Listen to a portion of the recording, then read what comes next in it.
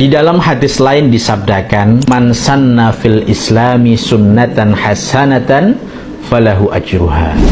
Barang siapa yang membuat sunnah hasanah, inovasi-inovasi baru yang baik di dalam Islam, maka dia akan memperoleh pahala dan pahala orang yang mengikutinya. Artinya, hal-hal yang baik yang tidak dikerjakan Rasulullah SAW boleh kita memulai dan berinovasi dengan kebaikan tersebut. Mengapa hadis ini masih kita yakini sebagai pembenaran adanya bidah hasanah? Ya, maka sekali lagi bahwa sebagian orang, tokoh-tokoh, para ahlul ahwa, ya, mereka menjadikan hadis ini sebagai pembenaran adanya bidah hasanah, atau hadis ini dijadikan sebagai bukti bahwa kullu yang ada di dalam hadis Nabi sallallahu alaihi wasallam, kullu bid'atin dolalah wa kullu dolalatin finnar, adanya pergeseran makna sebab adanya hadis ini, sehingga makna kullu artinya bukan semuanya, maknanya adalah ba'dun, sebagian yang dipahami oleh mereka, maka itu adalah satu kesalahan besar. Ya, monggo jujurlah menyampaikan ilmu kepada umat, dan hadis yang disampaikan oleh Kang Nuris itu adalah potongan hadis. Coba sampaikan asbabul wurud hadisnya kepada umat, agar umat tersadarkan, oh ternyata seperti ini loh yang benarnya, seperti ini loh yang sesungguhnya. Yang mudah-mudahan dapat difahamin. Dalam syarah yang disampaikan oleh Al-Imam An-Nawawi, "Man sanna fil Islam sunnatan hasanatan falahu ajruha ila akhirih fihi al-hassu alal ibtida'i bil khairat." Bahwa dalam hadis ini ada kandungan maksud yang perlu kita ketahui. Assalamualaikum warahmatullahi wabarakatuh.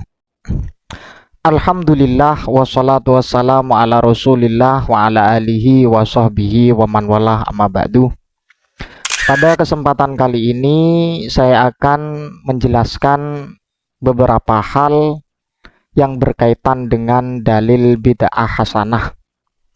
Karena apa? Karena dalil ini dikritik sangat tajam oleh Ustadz Salafi Wahabi ini, Ustadz Abu Yazid ya. Entah Abu Yazid, Abu siapa, tapi bukan Abu vulkanik ya. Yang dikritisi adalah terkait dengan hadis "Man sanna fil Islam sunnatan hasanatan falahu ajruha."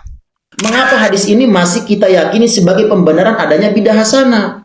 Ya, maka sekali lagi bahwa sebagian orang, tokoh-tokoh, para ahlul ahwa, ya, mereka menjadikan hadis ini sebagai pembenaran adanya bidah hasanah, atau hadis ini dijadikan sebagai bukti bahwa kullu yang ada di dalam hadis Nabi sallallahu alaihi wasallam, kullu bid'atin dolalah wa kullu dolalatin finnar, adanya pergeseran makna sebab adanya hadis ini, sehingga makna kullu artinya bukan semuanya, maknanya adalah ba'dun, sebagian yang dipahami oleh mereka, maka itu adalah satu kesalahan besar. Ya, monggo jujurlah menyampaikan ilmu kepada umat, dan hadis yang disampaikan oleh Kang Nuris itu adalah potongan hadis. Coba sampaikan asbabul wurud hadisnya kepada umat, agar umat tersadarkan, oh ternyata seperti ini loh yang benarnya, seperti ini loh yang sesungguhnya. Yang mudah-mudahan dapat difahamin. Wallah.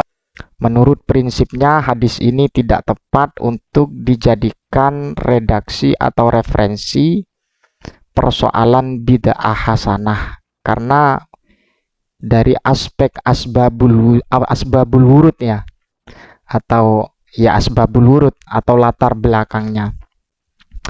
Tapi dalam memahami teks hadis perlulah kita menyampaikan apa yang disampaikan oleh para ulama, bukan sekedar logika saja atau menurut saya menurut saya yang belum tentu paham hadis.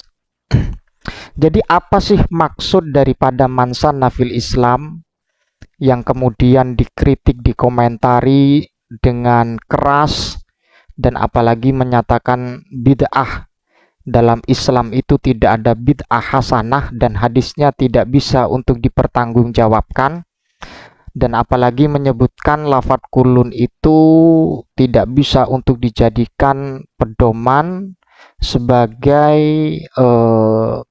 sebagian, kan seperti itu. Tapi yang jelas kemarin saya sudah menjelaskan persoalan masalah kulun, saya tidak perlu mengupas. Ada satu redaksi dari Syarah Al-Imam Nawawi menyarahi kitab Al-Imam Muslim atau Sahih Muslim. Redaksinya sebagaimana berikut: man sanna fil islami sunnatan hasanatan falahu ajruha. Jadi barang siapa yang sana melaksanakan, bisa jadi seperti itu, dan kemudian mengawali perbuatan baik, bisa jadi karena apa? Karena dalam syarah yang disampaikan oleh Al-Imam An-Nawawi, man sanna fil Islam sunnatan hasanatan falahu ajruha ila akhirih fihi al-hassu alal ibtida'i bil khairat. Bahwa dalam hadis ini ada kandungan maksud yang perlu kita ketahui, yaitu al-hassu alal ibtida'i bil khairat. Al-hassu itu ya apa istilahnya, upaya atau greget atau mendorong, alal ibtida'i bil khairat, atas memulai sesuatu yang sifatnya kebaikan. Wasan sunani al hasanati, dan kemudian mengawali sunnah-sunnah yang baik atau pekerjaan-pekerjaan yang baik. Wat tahdziru min ikhtira'il abatili wal mustaqbahati, dan kemudian tahdzir menghimbau atau menjauhi dari perbuatan-perbuatan batil, dan kemudian juga perbuatan-perbuatan yang dianggap jelek. Wa sababu hadzal kalam fi hadzal hadis annahu qala fi awwalihi, ini asbabul wurud dari hadis ini. Ada satu kejadian ya, tak perlu saya menyampaikan karena ini jelas teks hadisnya, bukan teks hadis, iya teks hadisnya sudah jelas, cuman diulas oleh beliau Al-Imam An-Nawawi. Akan tetapi intisari atau orientasinya hadis ini dijelaskan lagi. Wa fi hadal hadisi, atas kejadian itu ya, atas kejadian ada seorang lelaki dan kemudian ada hadis man sanna sunnatan hasanatan falahu ajruha. Wa fi hadal hadis takhsisu qaulihi sallallahu alaihi wasallam kullu muhdatsatin bid'ah wa kullu bid'atin dhalalah. Wa annal murada bihi al muhdatsatu al batilatu wal bid'u al mazmumatu. Dari kalangan Aswaja mengatakan bahwa man sanna fil Islam sunnatan hasanatan ila akhiril hadis, ini sebagai referensi dari pembahasan atau persoalan bid'ah hasanah, sehingga ada wujud taksis. Taksisnya apa? Taksis daripada hadis Nabi yang berupa kullu muhdatsatin bid'ah wa kullu bid'atin dhalalah. Makanya Imam Nawawi itu menjelaskan yang namanya kullun dalam konteks kullu bid'atin ini bukan kuliah, tapi juz'iyah atau ghalibul bid'ah bahasanya beliau. Bahasanya Imam Nawawi adalah ghalibul bid'ah, lumrahnya bid'ah. Sehingga hadis ini mentaksis dari persoalan bid'ah yang sifatnya bid'ah dhalalah dan kemudian bid'ah madmumah. Wa qad sabaqa bayanu hadza fi kitabi sholatil jumu'ati, dan kemudian penjelasan ini sebagaimana sudah dijelaskan dalam persoalan sholat Jumat.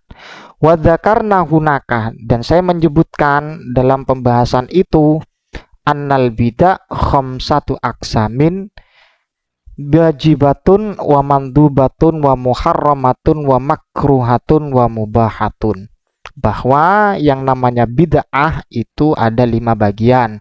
Ada bid'ah wajibah, bid'ah mandubah, ada bid'ah muharramah, ada bid'ah makruhah, ada bid'ah mubahah. Kemudian apa yang menjadi kritikan dari Salafi Wahabi ini ketika memberikan penjelasan bahwa yang namanya bid'ah itu tidak ada bid'ah hasanah, ini satu pemahaman secara lahiriah.